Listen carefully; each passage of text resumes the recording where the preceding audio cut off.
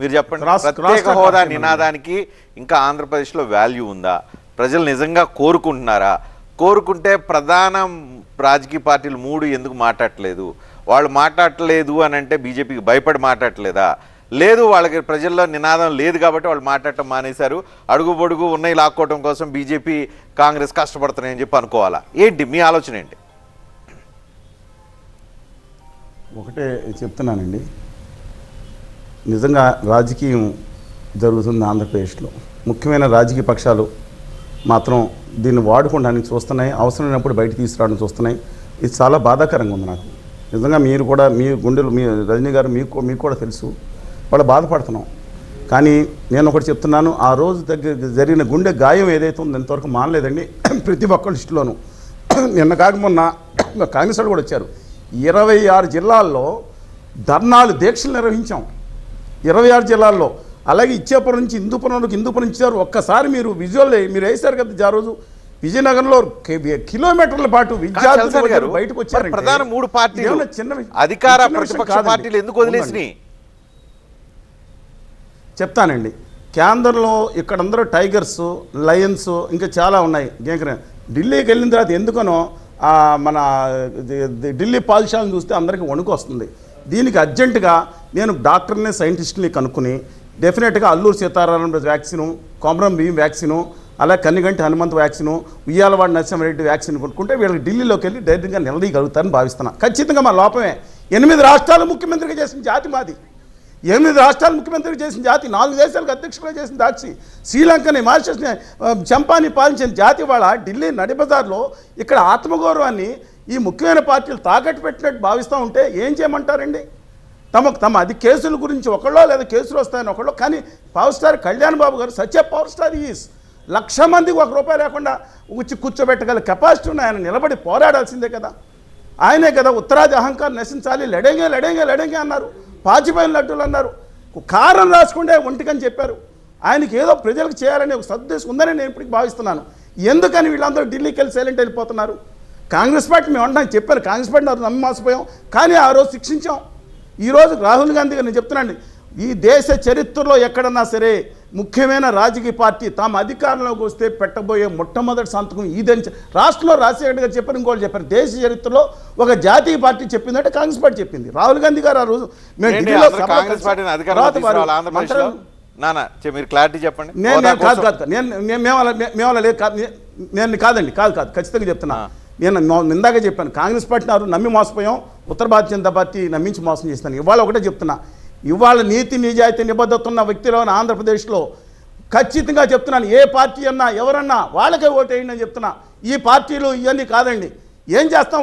36 మంది ఎంపీలు ఉన్నారు, గెలిచి ఏం చేస్తున్నారు? 25 సీట్లు వస్తే నేను గెలిపిస్తానని గవర్నర్ ముఖ్యమంత్రిగా చెప్పి అక్కడ మెడలోంచి చేశారు. ఇవాళ ఏం చేయమంటారు? ఇవాళ 36 మంది ఎంపీలో 3 ఆ గుజరాతీ వ్యాపారులు బ్యాచ్ వాళ్ళు వీళ్ళు ఉన్నారు. నా తెలుగు జాతి తరపున, ఆంధ్రుల తరపున ఢిల్లీలో నిగ్గతీస్తే దమ్మున్నాళ్ళు ఎవరు? ఒక్కళ్ళిద్దరు మాట్లాడతారు ఎవరున్నారండి? ఏంటండి మా జాతికి దౌర్భాగ్యం ఏంటండి? ఆ పక్కనున్న కేటీఆర్ గారు, ఆ పక్కనున్న రేవంత్ రెడ్డి గారు, వీరభద్రం గారు, అలాగే సాంసర్ వాళ్ళు మద్దతు ఇస్తున్నారే మా విశాఖ ఉక్కు కోసం మద్దతు ఇస్తుంటే అక్కడ కరీంనగర్లో సాయిరెడ్డి చనిపోయాడు, గుప్తా గారు కాల్పులకు గురయ్యారు, వరంగల్లో, శ్రీకాకుళం, అనంతపురం, పాలకొల్లు అన్ని చోట్ల ప్రాణాలు అర్పిస్తే అదో కర్మాగారంగా చూస్తారా? మమ్మల్ని అరెస్ట్ చేసి 27 గంటలు కేంద్ర ప్రభుత్వం చెప్తున్న రాష్ట్రంలో లోపలేస్తారా? నేను ఒకటి అడుగుతా ఉన్నాను, నేను మై హంబుల్ రిక్వెస్ట్, దయచేసి నేను మొన్న మా దీక్షలు కాంగ్రెస్ వాళ్ళు కూడా వచ్చారు. ఇవాళ ఇన్ఫ్యాక్ట్ తెలుగుదేశం పార్టీ వైకాపా ఎంపీలు కూడా మన ఢిల్లీలో మద్దతు పలికారు. మా హోదా సాధన సమితి విద్యార్థి యువజన చేసిన దీక్షకి నేను దాంట్లో డిస్ప్యూట్ చేయట్లేదు. కానీ ఏంటంటే దయచేసి రాజకీయానికి వాడుకో ఉంటుందని చేతులెత్తే మొక్కాల్సిన పరిస్థితి. మీ అందరూ కలిస్తే ఇక్కడేం చేయక్కర్లేదండి, ఢిల్లీలో వెళ్ళి గౌరవ ప్రధానమంత్రి గారి ఇంటి ముందు ధర్నా చేయండి, అరెస్ట్ అయితే ధర్నా చేయండి, ఎందుకు రాదో చూస్తాను. ఎస్ చెప్పండి సార్. చెప్పండి రుద్రరాజు గారు. ఆయన సింపుల్ ఫార్ములా చెప్పారు, మీరేం కాంప్లికేటెడ్ నొప్పి తగలకుండా ఉండే ధర్నా చేస్తున్నారు.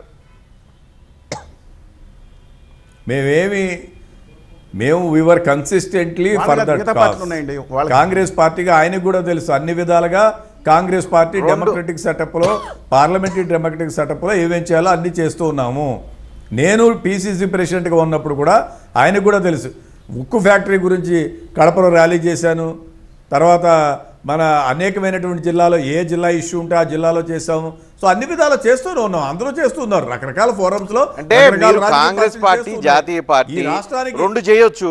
ఒకటి ప్రధానమంత్రి ఇంటి ముందు ధర్నా చేయొచ్చు చల్సా అని చెప్పినట్టుగా, రెండు పార్లమెంట్ లో మీకు నెంబర్ ఎక్కువ ఉంది కాబట్టి కంపేర్ టు మిగతా వాళ్ళందరితో మీరు అక్కడ నిలదీసి సాధించవచ్చు. డెఫినెట్ గా అది వదిలేసి జంతర్ మంతర్లో ధర్నా రజనీకాంత్ గారు రజనీకాంత్ గారు ఒక్క విషయం,